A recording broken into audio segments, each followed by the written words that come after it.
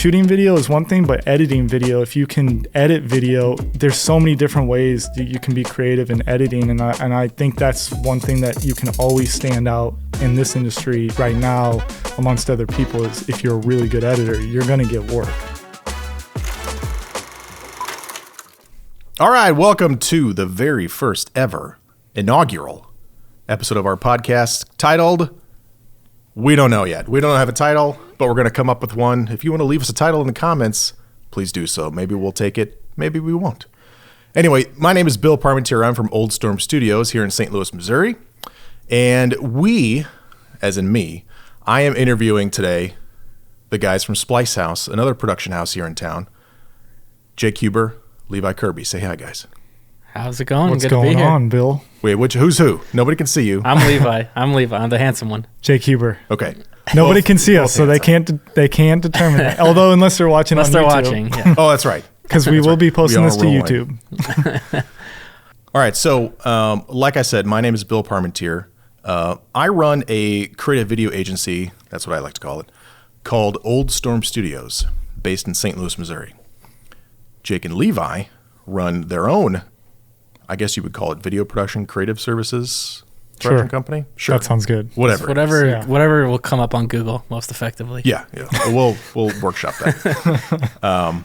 All right. So what I want to know, and I'm sure millions of listeners and fans want to know, is give us a little background on how you guys got started in the industry. Because I want to know, origin stories are always fun and interesting. Unless it's boring, then don't tell me. Then skip a few chapters. Skip the boring stuff. Get to the good meat. Yeah, I'll start. I mean, and we actually have pretty different stories, so that's kind of interesting in itself. But yeah, I mean, I've been doing this type of stuff ever since high school. I mean, one of my first jobs, I was a first base cameraman for a minor league baseball team. No, really? Yeah, so that was pretty fun. At the time, I didn't really know the path that I was journeying upon, but it, it was a fun first job. But yeah, I mean, I went to school for journalism and then got a bachelor's degree in TV radio production. So I kind of been, in this. I kind of knew the general direction I wanted to go with my career pretty early on. I was fortunate for that because I know a lot of people don't know. And but yeah, I graduated from SIUE over on the ill side. So wait, when you were 18, like where did you picture your career going at the time? Well, it's funny. Well, funny's not the right word. I actually went to school for journalism first. I went to JUCO in Peoria, Illinois. And so I always wanted to write. And so I actually envisioned myself more of a writer than a DP like I am now. But I guess at the core of it, I always knew I wanted to tell stories. I loved telling other people's stories. And I had a side wedding business for a long time. And the reason I love that so much is because I think I kind of turned it into a little bit of a pitch tool for a while, but I just loved capturing moments in time that otherwise would have been forgotten that really attracted me, whether through word or through a camera. But, obviously I shifted more focus towards the camera over the years, but when I always envisioned myself some form of storytelling. And then where me and Jake's paths are very different, where he spent most of his kind of formative years in the industry, so to speak, post-college as a freelancer, where I got a job pretty quickly after college at an agency that I ended up working at for almost 10 years. So pretty much my whole career leading up to, So pretty much my whole career leading up to SPLYCEHOUSE was spent at a particular agency in town, where I had tons of experiences, got to learn a lot, got to meet a lot of people. And so my story's kind of short and sweet, given that I was at one place which was kind of unique for people my age. It seemed like all of my friends were job hopping and I kind of found a place where I fit right away, and it was a good 10 years, and then COVID hit and kind of, things sort of evolved rapidly from there. Yeah, totally. It is kind of unique to hear that somebody so young, like you were in your 20s, stick with one employer for almost 10 years. I think I was the only one in my entire friend group that, everyone, they kind of envied me and thought it was weird at the same time, because I I loved it. I had a great time in my tenure there. It's probably like a grass is always greener on the other side. And that's where, and I said it for a long time. I was like, because people had asked me, why don't you go freelance? You could probably do this and that and whatever. And people even asked about the wedding business. Why don't you turn this into your own thing? Which that's a whole different episode. But I loved what I did, and I loved the people I worked with. And so, yeah, I didn't want to have the grass is greener complex. And like I said, I learned a lot and had tons of great experiences along the way that helped develop me into the person that is able to now be valuable to an endeavor like SPLYCEHOUSE. Yeah, it's being at a different production house for 10 years or so, like you were able to learn so many different skills. Oh yeah. Cut your teeth on a lot of stuff and make those mistakes early. Yeah, right. Basically, Yeah, that's a good point. And so then you're able to sort of work through all that and build yourself up and now be here. Exactly. Yeah. And Jake, I don't care about your story, so we're going to skip that. Sweet. Let's get right to our sponsors. Speaking of sponsors, if there's any out there. A-Shock energy drinks, all the way from Hawaii. Hang 10. Hey, Schlafly's right down the street. We need to get hey, Want to sponsor us? be happy to. We're right here in Maplewood. We are right what on do you know? Bellevue Contact Avenue, us so. with a sponsorship and not a cease and desist, please. Please don't contact your lawyers. Thank you. This beer is delicious. All right, Jake. All right, so you tell me your story. Well, okay, so High school. all the way back to high school. Did you do any, was production in high school? Were you learning about video? Were you None. interested? Nothing. None. Oh. No, but I was always a really creative person, so I like to draw, and I like to like art class was like my favorite class outside of gym class. So because I was a terrible student, I mean, I was bad. And like in high school, I didn't try that hard. Once I got to college, I actually tried, and I realized I was still bad. But Yeah. At least you were trying. Yeah. at least I was trying. I got through it. Hey, if I can graduate, anybody can. That's what I always say. I'm doing okay now. So it's a lesson for all the kids out there. C's get degrees, baby. C's get degrees, yeah. Yeah, I like life now because I'm not judged by, numbers. Or letters, sorry. Yeah. I'm not judged by letters. So Right. Nobody A's cares and about your B's grades and when you're C's. 35. Yeah. No, I mean, I was always creative. Adam was the one, my brother, who will be on this podcast at some point. He's also working with us at SPLYCEHOUSE. Adam Huber, YouTuber? Adam Huber, YouTuber. Wow. Yeah, the YouTuber. Yeah. He's pretty much Right. YouTube famous. I'm sure we'll get into that at some point, but not on this episode. I But, hope not. yeah, let's just not invite him on at all. Okay. Just talk about him Yeah. when he's in the next room. No, This is a podcast only to talk about Adam. yeah, he's my only sibling. So, but we grew up very different. He's 2 years older than me. He did plays. He was making films when he was a little kid. I did star in one of those. I think we were in like 5th grade, and it was a Civil War film. He still has it. It's great. I've seen parts of it. Yeah. This I have to see. Yeah. But yeah, so I didn't really have a clue of what I wanted to do, but I always say that when you're really bad at a lot of things, it's a lot easier to figure out what you're good at. So I do think a lot of people that are really good at a lot of things have sometimes struggle trying to figure out what that one thing is. So once I was in college and Adam was going in the film program at Webster, he was calling me up and he was like, you should really try to do something related to that. And I took a class called Intro to Entertainment Media, and we had like we learned the basics of Premiere, After Effects, I think Photoshop, and this DAW called Acid Pro 5.0, if you remember that one. Acid Pro. I don't even think it's around anymore. It's like Sounds illegal. it's like Pro Tools, but like not nearly as good. I think that was after my time. All that creative stuff, as soon as I got into a program like that, I was like, it made sense to me. It looked so complicated, and a lot of people, even in my class, couldn't figure it out, and I was figuring out things a lot quicker. And then that was right when YouTube was coming up. So like guys like Final Cut Keen, because I was started in Final Cut Pro, and I was just like loving the stuff that he was doing. Now he's huge, if you know who I'm talking about. Nope. Okay. Well, anyway, I then graduated. I ended up working with a sports photographer. Got lucky. I just happened to know the guy my whole life, and he brought me in. And long story short, I did like 7 years of freelancing with him. And so that just kind of led me into the world of video because he started wanting to move. He was working for Sports Illustrated, doing photos his whole life. And then video is such a big thing now, obviously, with all the social medias and everything is video. So Sports Illustrated was really trying to move into that direction, and he started buying up all the equipment. We started shooting a lot of stuff just pro bono, but he had a lot of access to like demolition derbies and monster truck shows and like all kinds of stuff that we were getting full access to go shoot. And I loved shooting that stuff, like demolition derby. I mean, that was so much fun. Although I will say, when you're in a arena and you're breathing in all the carbon dioxide, it's probably terrible. Worth it. Just not like but really, really fun stuff to shoot. But anyway, I did that, and I was learning.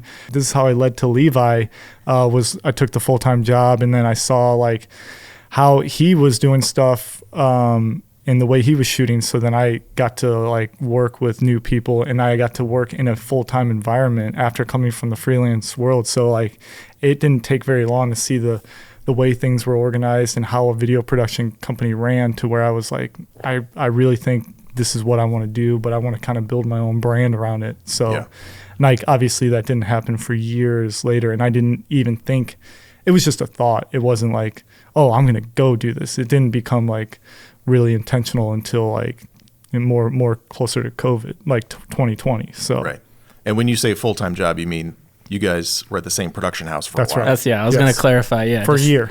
Yeah. So technically the agency that I was at for almost 10 years, Jake ended up taking a full-time position at that agency with me for, just a year or whatever. But a year full-time, a year and a half, because I was on a 6-month contract. So a lot of people think that we've known each other like for a long time, our whole lives or something, and that's not the case. Like that was pretty much when we met, when we started working. I mean, we knew some of the same people here and there, but yeah, I mean, when he took the job at the agency, that's pretty much when we met for the most part. And what year was this, roughly? 2018 is when I took the full-time job, but 2017 was when I did the contract.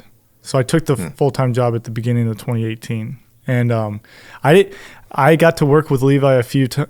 I mean, I guess a decent amount, but Levi was DP, so he was out traveling a lot shooting. I was in a studio editing more than I was shooting, but I did get to shoot a lot. That was a huge experience for me, because I was actually tossed into some things that I didn't feel like I was ready for, honestly. Yeah. And I was like really nervous about some of the shoots, but you get through them and then you come out of it with a ton of experience. So, Yeah, as long as you don't burn the building down, I think that's the main thing. I think you do all right. So when you were with the Sports Illustrated photographer and you were sort of doing all these things for the first time, did you go through a process where you're like, oh, I really like photo, and now I really like video, or I really like audio, or like what were you thinking like you wanted to do after that, or like pursue? That's a really great question. I didn't know anything about photography. I have a funny story about that, actually. So when I started working with him, and he was like he threw me right in the fire from day one, gave me a camera, and we were at like the NLDS of the like Cardinals. Jeez. And he's like, all right, you're going to be with a 400 millimeter lens in this Nikon D4 or D3S at the time. And he's like, all right, go shoot. And I'm like, okay. I don't know. Actually, just the crazy thing about that, he was doing 3D photography. So like at the Blues games, I'd have this rig with 2 cameras built on this like sliding plate with 270-200s that were geared together through the zoom, and we had it all tied through a Flash Wizard system. So all the cameras were tied in to the strobe lights. We had 16 Speedotrons up in the catwalk. And every time he would press the button, every camera would fire and the strobes would go off at the same time. And then it would recycle. So you had 3 seconds before he could shoot again. Yeah. And I had no control. All I was doing was droning. So I was just making sure I was always on some action. My camera would just be like, pop. Yeah. You're just like panning and tilting and zooming. Which is pretty funny, because I didn't have to know anything about the camera. All I had to do was know how to point it. Mm-hmm. And so I guess my framing was good enough, because he had me doing that, and like we were getting images. So yeah, that was how I started. And I was like, I didn't even know how to expose a camera. And he hands me this giant 3D rig. And you didn't even know much about white balance or anything. I didn't know white balance. I didn't know exposure. And people were coming up to me like, what is this thing? Because I'm standing in the vestibule with this big camera, and I'm like, it's a 3D camera. And they're like, how does that work? And I'm like, I have no idea. Just leave me alone. Yeah, I was like, yeah, I don't know. So that's how I started. But that was why I didn't want to do it. Didn't want to do photography after that. I was like, hell no, this is way too complicated. No, but it was really fun to work with him and learn it. In the beginning, I was way more interested at just being at the sporting events than I was like doing anything creative. But as I kept going on, and when we started shooting video, to answer your question, I did not want to be a sports photographer, and I saw the decline in sports photography. It was much, much harder to get. It's easier to get work in sports photography, but the pay has decreased a lot because there's so many.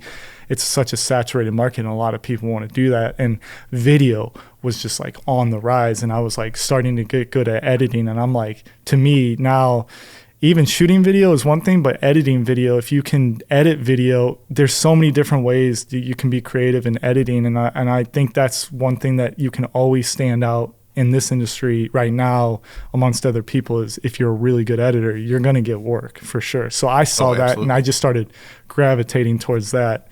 And I'm certainly glad I did. I actually love taking photos, but like I'm way more into video creation, just like Levi was saying, telling more of a story. I know you can tell stories in photo, but like I love watching stories and playing that out in motion, you know? Yeah, it's not the same thing. It's just different. Yeah, 100%. Levi, when you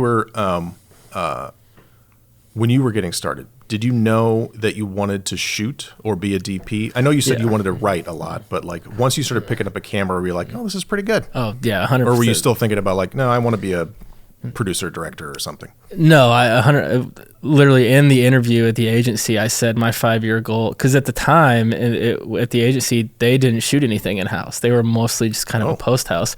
Yeah, they didn't even own a camera when I started. Wow. Yeah, I don't even know if you knew that. Yeah, I didn't. They literally didn't even own a camera, and they outsourced all the shooting. We were essentially more of just a post house. And I told them in the interview, I said my 5-year goal is to be a DP, and 4 years and 11 months later, I got promoted to DP, and I had like how you wrote that down. Concrete in my mind. Yeah. Under the wire. We had built a studio, but we had moved spaces, and I had kind of helped them build out a studio at that point. We had I think we had a Sony FS7 at the time or something like that. And kind of built it all out. And we went from shooting absolutely nothing in-house to shooting probably, I'd say, 75 to 80% in-house with me as the DP. So yeah, it was a fun journey. Yeah, I know. Once I kind of shifted my mindset from writing, because in my senior year of college, I actually did an internship at CBS Channel 4 downtown. Oh, really? Yeah, and that's when I realized that, because I had always worked for the newspapers, so like I worked for the student newspaper I wrote, and then I did an internship at Channel 4, and that's when I realized that the news kind of sucks and it's sad all the time, and I was like, I don't want to work in news my whole life. Sorry to anyone who works in news production. I mean, it's very valuable to our society, but I realized that it's just not for you. It's just not for me. I quickly realized that, and that was around the same time where I shifted sort of more of a writing focus to more of this kind of started falling in love with the camera a little bit more. Yeah. But I mean, once I got my first T2i, it was game over pretty much. Awesome. All right. So you guys have gone, we've talked about your freelance careers, your careers at other production houses. So do you guys remember the first time that you sat down and like had a beer and said, hey, I think we should go into cahoots together? Do you guys remember that time? Was there a time, or was it sort of like slowly evolving? From my end, it was a little bit slower. I mean, I think Jake was definitely more of the idea man on that front, and I think it was more of his brainchild, so to speak. And frankly, I was flattered that he considered me as a potential business partner in the first place. And there was no like big wow moment for me. It was sort of just like a slow, this makes sense. And then, COVID obviously was a big factor, and a lot of things happened in that year particularly. Yeah. So it was a culmination of a lot of things for me. So yeah, no one particular instant or moment or happening or, Right. So we've sort of had your journey up until this point. And so now SPLYCEHOUSE is here. You've got the two of you guys. You've got your brother Adam. You've got a couple of other people working with you. And so it's like a real operation now. What's coming up? What do you guys want to do sort of in the next phase? I like that question. Try to take over the world. Okay, great. No. Amen. Yes. I mean, without taking an hour, because I could talk for a long time, and I know Jake and I have a lot of the same thoughts and also have our own independent thoughts probably too. But, I mean, the short, when I say short term, I mean like next year or two, I think it's really just about sustainable growth. Cause that's one thing that neither one of us really have a ton of experience in. Well, that's the hard part is like, how to shoot video and edit and all that stuff, but like, how do you run this business? Well, that's what I've been saying from day one. So from the first time we sat down and talked about this, that sustainable growth has been my number one. Like, I don't really have any experience in that department. So, and you just assume that growth is good, but growth can be dangerous too if you don't do it appropriately and sustainably. So we want to keep the people that work with us, for us, whatever, at the forefront. We always want to create a culture that is very open and attractive and attractive and also keeping the customer the client experience at the forefront too. So there's a lot of things that the bigger you get, the harder it gets to achieve. And we've always put branding, and marketing, not sales, but branding at the forefront. Mm-hmm. And just the bigger you get, the harder it gets to maintain focus on some of those things. So, but in the longer term, 5 to 10 years or whatever, we just want to expand into different areas potentially too. I mean, films, animation, whatever. There's a lot of stuff out there to be done. So. Hell yeah. Yeah. So I'll let Jake go. Yeah, well, because for me, I think I have individual goals and long-term goals for the company. Like my individual goals, obviously, we're doing so much of the work. We're working in the business and we're working on the business. Mm-hmm. So like, I want to move away from working in the business as much as I am so I can focus on other things. Like what we're doing right now is the very first podcast that has no title. But I did have time to set this up today. And like these are the types of things you can't really move forward in and start doing because we're so busy doing work. And I will go home. It's almost, I'm going to go home. It'll be 6 o'clock and I'm going to work late because I'm doing this. I'd much rather be doing this than calling it a day and going home, but like editing this. But right now it's like we have to do these things, and that's what a startup nature looks like. But there's a lot of other ventures my head's already moving into. Like I see a lot of opportunity in streaming platforms like Netflix and Hulu, and I know those are like long-term goals and that may never happen, but I just see a whole lot of shit going up on those goddamn platforms, and I'm like, just give the money to somebody that can, just give some money to, like, Josh Guffey and you made a movie, and like if they just gave you the right amount of money for that, like that's a movie that I would want to watch. Yeah, on Netflix. Original content. There you go. Yeah. Okay. Yeah. So not just client work, but original stuff. Yeah. Oh, here's Adam, by the way. He's right here. Oh, he's going to walk through. We'll get him on one of these. Adam. We'll get him on one of these. Adam, you want to say something? One of the 3 GoPros. Hi, Adam. Hi, Billiam. Bye. Have a good night. Love you. Oh, he'll be back. Oh, okay. Yeah. He'll be back in the middle of episode 2. Yeah. Will Adam Huber return? Tune in next week. If you could describe the branding of SPLYCEHOUSE and like the style of the things that you guys do, sexy, how would you describe it?